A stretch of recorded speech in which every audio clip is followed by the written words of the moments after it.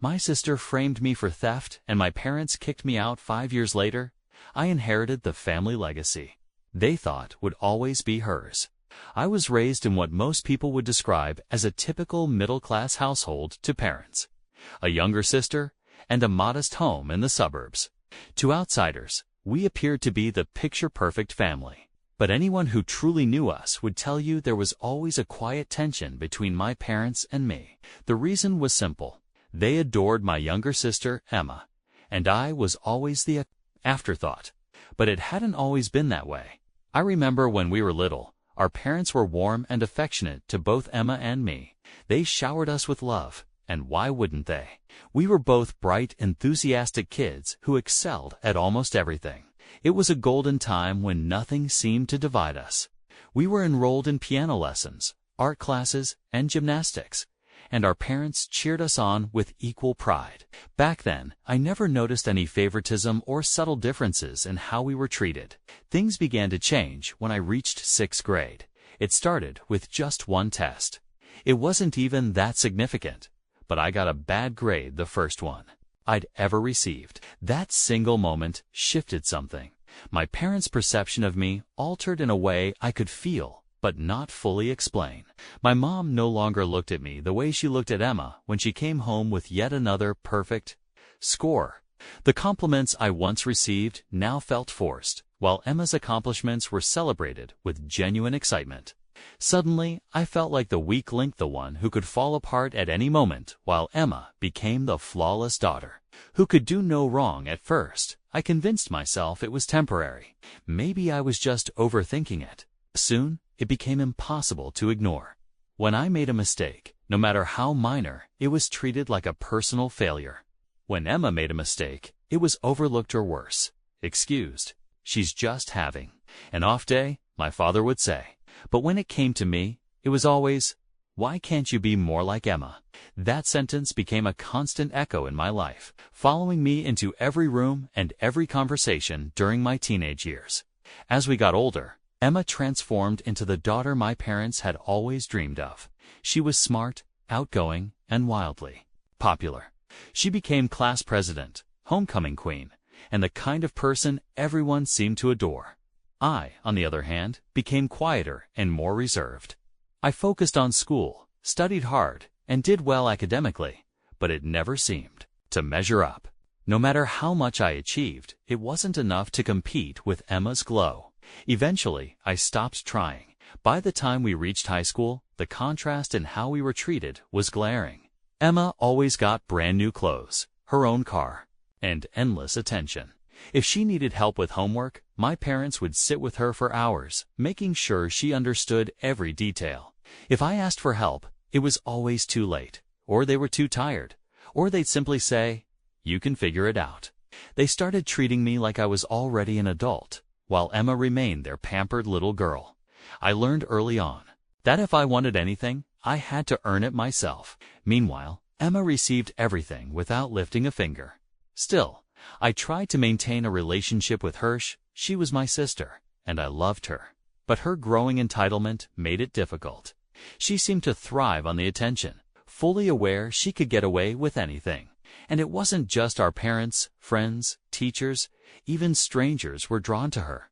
She had that effortless charm that made people fall in love with her. She was the golden girl, and I was just the shadow standing beside her. There were moments I wondered if anyone truly saw me, or was I just Emma's sister in everyone's eyes?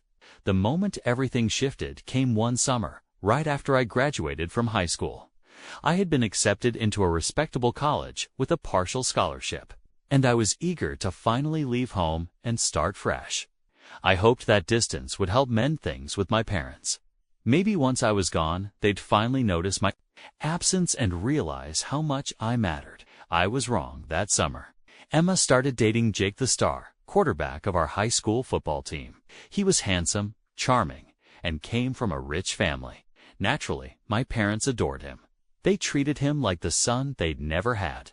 Jake became a regular presence at our house, and every weekend my parents would prepare elaborate meals just to impress him.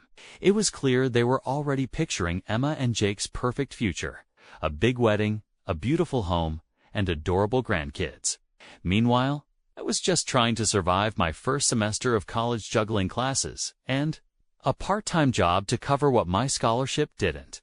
I'd come home during breaks, completely drained, only to be bombarded with updates about Emma and Jake. Their latest date night, Emma's perfect grades, how proud my parents were of her. No one asked how I was doing. No one cared about my coursework, my job, or how exhausted I was. And just when I thought it couldn't sting more, I'd hear things like, "Why can't you find someone like Jake?" Then came the moment that shattered what little remained of our family dynamic. One weekend during a college break, I came home for a short visit. Everything seemed normal until Emma's new bracelet, gold charm bracelet Jake had gifted her, suddenly went missing. It was expensive, and Emma was visibly upset. My parents immediately went into a frenzy, tearing the house apart, searching for it. When they couldn't find it, Emma casually suggested that maybe I had taken it. At first I thought she was joking, but she wasn't. She said she'd seen me admiring the bracelet the night before and hinted that I might have taken it out of jealousy. I was stunned, furious. I hadn't touched her bracelet. I hadn't even given it a second thought. But my parents didn't hesitate. They believed her without a second of doubt. Protested, swore I hadn't taken anything, begged them to believe me. But they wouldn't listen. They were convinced I'd stolen it to get back at Emma. My father even muttered, "We always knew you were jealous of Emma." That hit harder than anything they had ever said to me. It was as if all my years of effort trying to be a good daughter, seeking their approval, had been erased in a single moment.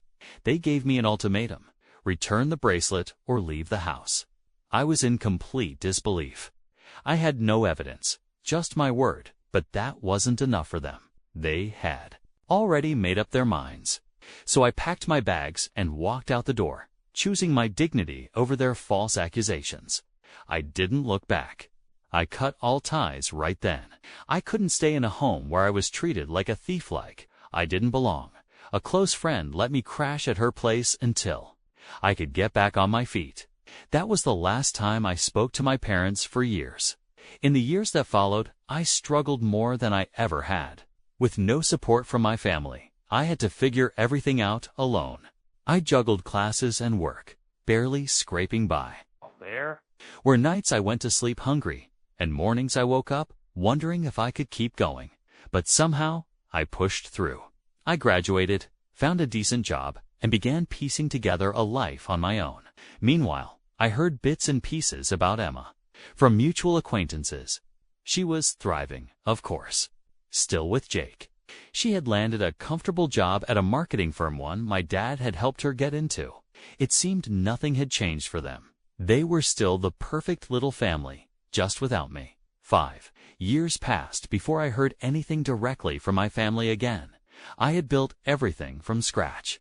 The only person who ever offered me emotional support or any form of kindness was my grandmother, my dad's mother.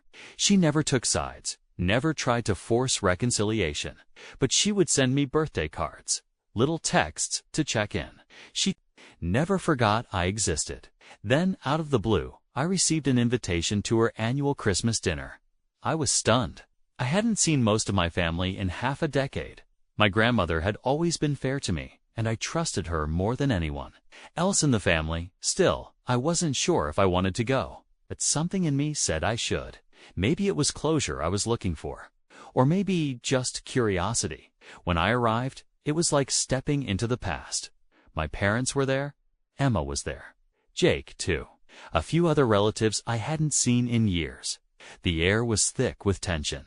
My parents gave me a stiff, formal greeting, while Emma acted like everything between us was perfectly fine, like I was just supposed to play along in her happy family fantasy. It was awkward and uncomfortable, but I endured it. Then, near the end of the evening, my grandmother began handing out gifts.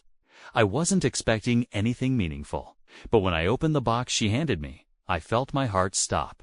Inside was a gold Loccatan old family heirloom. It had been passed down for generations.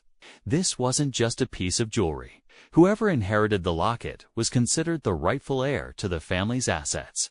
My grandmother had received it from her father, and now she was passing it down directly to me bypassing my father, bypassing Emma, bypassing every other grandchild. It was more than a gift. It was a statement. It meant that one day, everything my grandparents owned, their house, their land, their savings, would come to me. I watched the color drain from my parents' faces. Emma's mouth hung open in disbelief. The golden child, the center of every conversation, the one who could do no wrong, was suddenly invisible. And I, the one they had overlooked, underestimated, accused, I had just been named the future of our family's legacy. Emma sat frozen, stunned, into silence. My parents scrambled to cover their shock with stiff smiles, but the tension in the room was impossible to miss. The rest of the evening was painfully awkward, and not long after, my parents pulled me aside. Suddenly, they were full of apologies.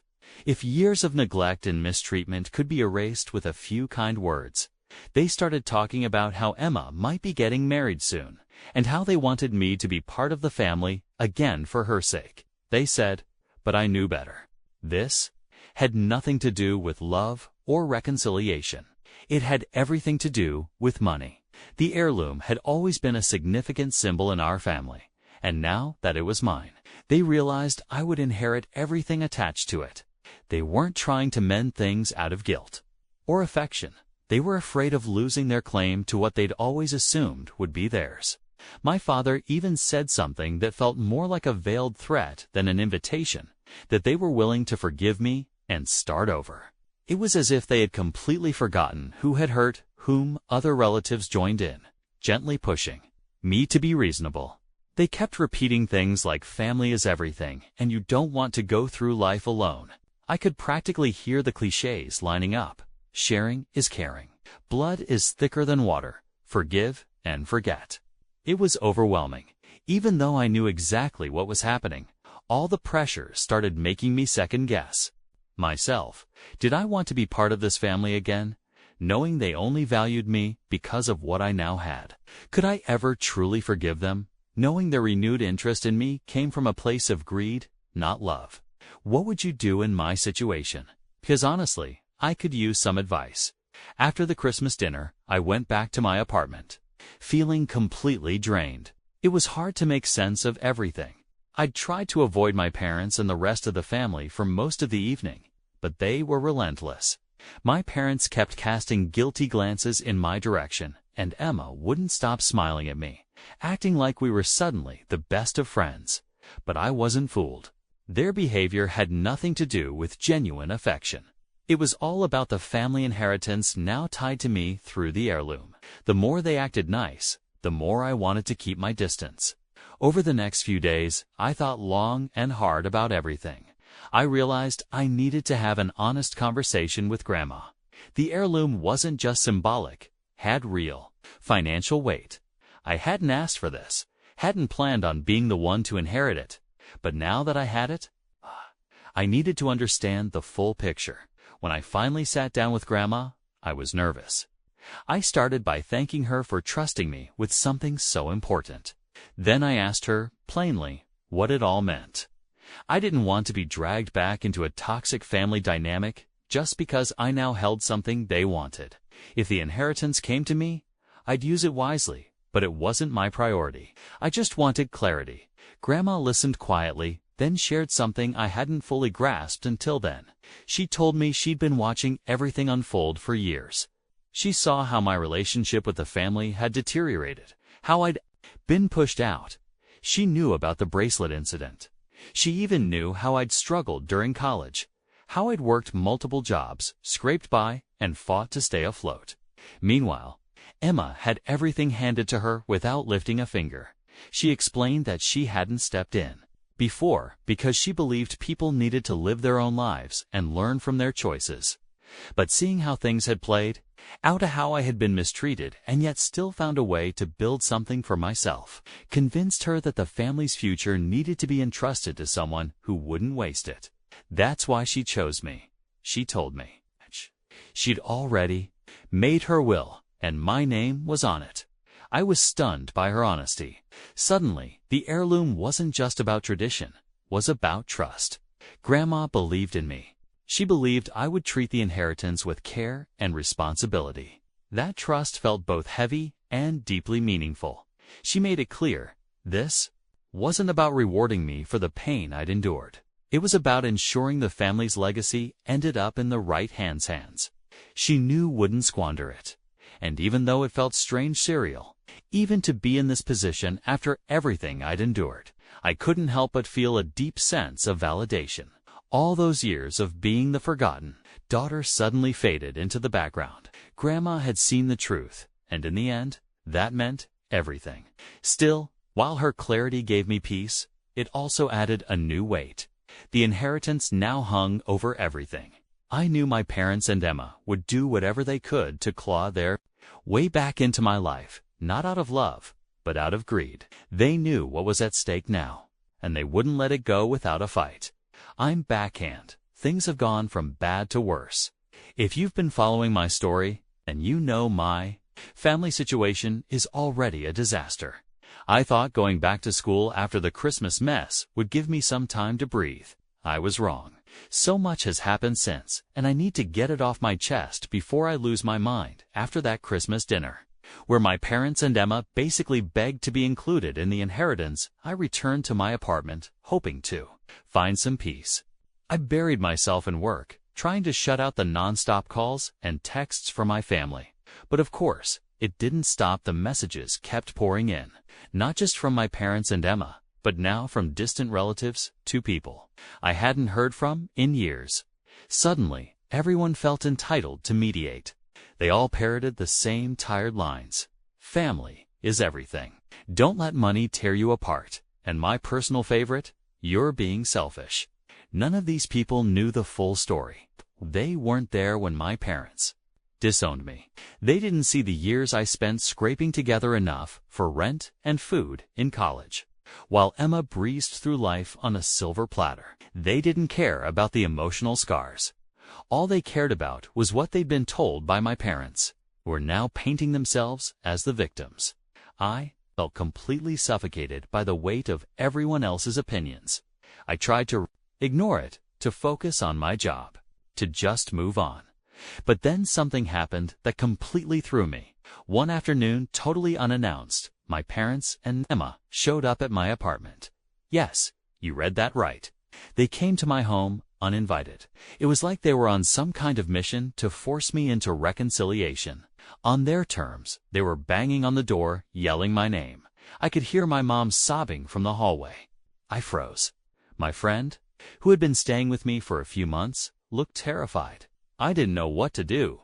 When I finally opened the door, my parents immediately started pleading with me, right there, in front of my friend. My mom was crying, saying they couldn't lose me, saying we had to fix things. My dad kept repeating that they were willing to forgive me for everything, as if I was the one who had done something wrong. And Emma, she just stood there trying to look sympathetic. But I could see it in her eyes. She wasn't there for reconciliation. She was worried about what would happen if I didn't agree to split the inheritance. That's all this was. I tried to keep my voice low, asking them to leave, telling them this wasn't the time or place. But they didn't listen. My mom actually tried to push past me into the apartment. My dad stood in the doorway, blocking it, refusing to move. They kept talking over me, saying Emma's wedding was coming up, that the family had to be whole. Again, before that, they made it sound like I was the one tearing the family apart. And all the while, they were trying to guilt-trip me into agreeing to share an inheritance that, by the way, I don't even officially have yet. The entire scene was humiliating. My neighbors started peeking out of their doors, watching the drama unfold. I was trying to stay calm, trying to manage things quietly, but the longer they stayed, the louder they got.